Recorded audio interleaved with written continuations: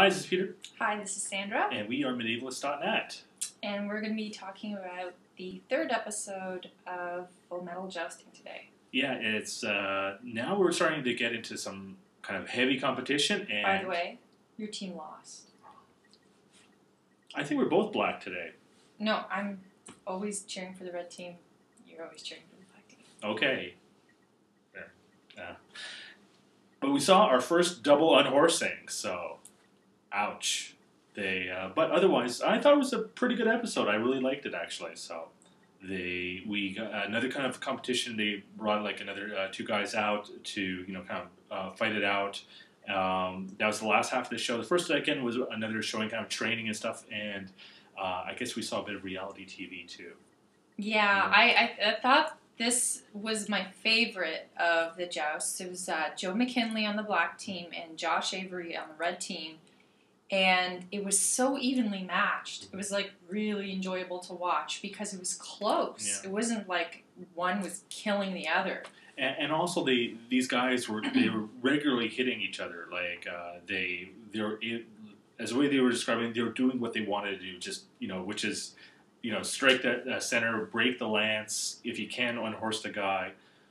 And so it wasn't like with the first two episodes. It was a lot of they ran and they just missed each other, and it was just a few points that they scored. Here they got into the 20s, so it was like I think 22-18 was the final score. So it was quite an interesting little battle. And of course, yeah, they did. There was one point where they both knocked each other off, which was kind of interesting and fairly painful. It sounds like so.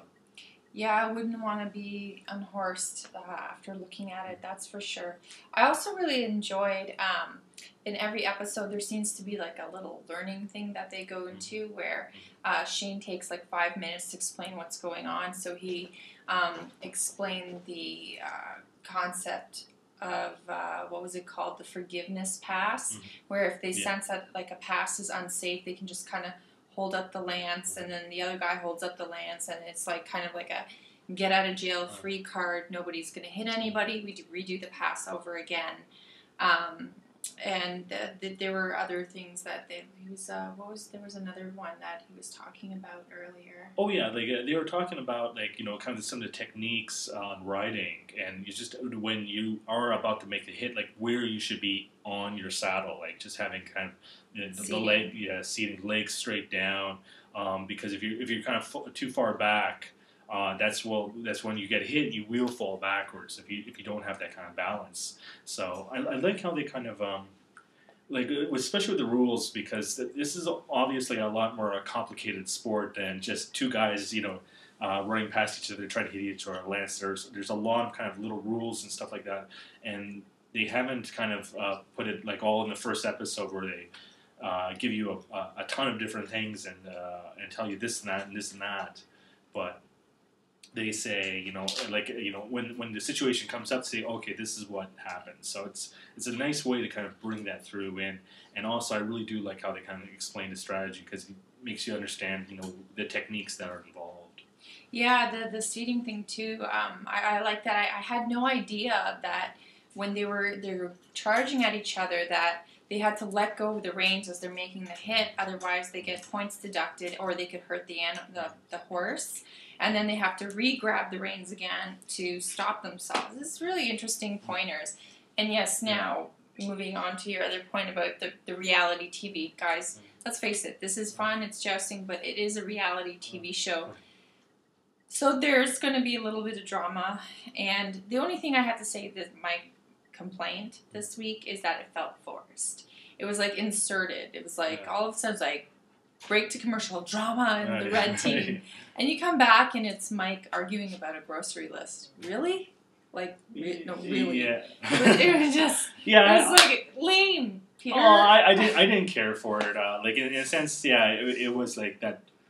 I'm sure if you have like a dozen guys sitting around trying to, just live together, that occasional arguments break out, but this was not even an argument. This was like, and like, it's, of course, and they have this one guy that's still there, although he's lost. So it's like, I guess he's there just, he's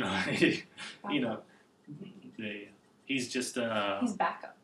Yeah, he's the backup. Yeah, if someone gets hurt or someone drops out, so they maybe there'll be more kind of interesting kind of stuff. Like he seems to be this kind of peripheral character, and they do talk. Well, he's just sitting around doing nothing. He doesn't even get dressed in the armor for stuff. So yeah, it was just kind of it just felt really forced and kind of like they drummed it up. But it was it was like an epic fail. It was like, if you're gonna drum up drama, I want to see somebody punch somebody else out in the locker room. I don't give a crap about this grocery list business or whatever it was. No. But other than well, we that, never know where it could lead, right? Like 2 episodes down the line, there's trying to I'm going to get in personal jousting for revenge, in the middle of the night. I don't know. Moving right along. Anyways, okay. So it's just it was an all around great episode. Really close. Both of them, great riders, great jousters. It felt, I have to say, it felt really professional because they were getting so many solid hits that I like I said, this was my favorite joust of all of them. They were just the double on horsing, all the hits, high score, and the lot of the eagle thrown around. Yeah, my lance is bigger than yours. Yeah, and it's like, and Shane Adams is giving that kind of commentary in between, which kind of heightens up the tension. I just wish it didn't end on that last one where they both miss each other. So they could have one guy could have hit and he's almost got a fall base. But I was thinking it might happen, but no. Next week, it looks like Shane Adams is ramping up the stakes in terms of something about a $25,000 prize. Mm-hmm. So I'm really excited to see, because then, he's just thrown more kindling into the fire, and I'm going to see who. And it looks like someone gets hurt on this show, too, because we see a bit of blood. Yeah. Oh, yes. Someone goes to the hospital. We have to figure out who that is. Yeah. So tune in for, more guts and glory next week on... Full Metal Jousting, yes. Good night. Good night.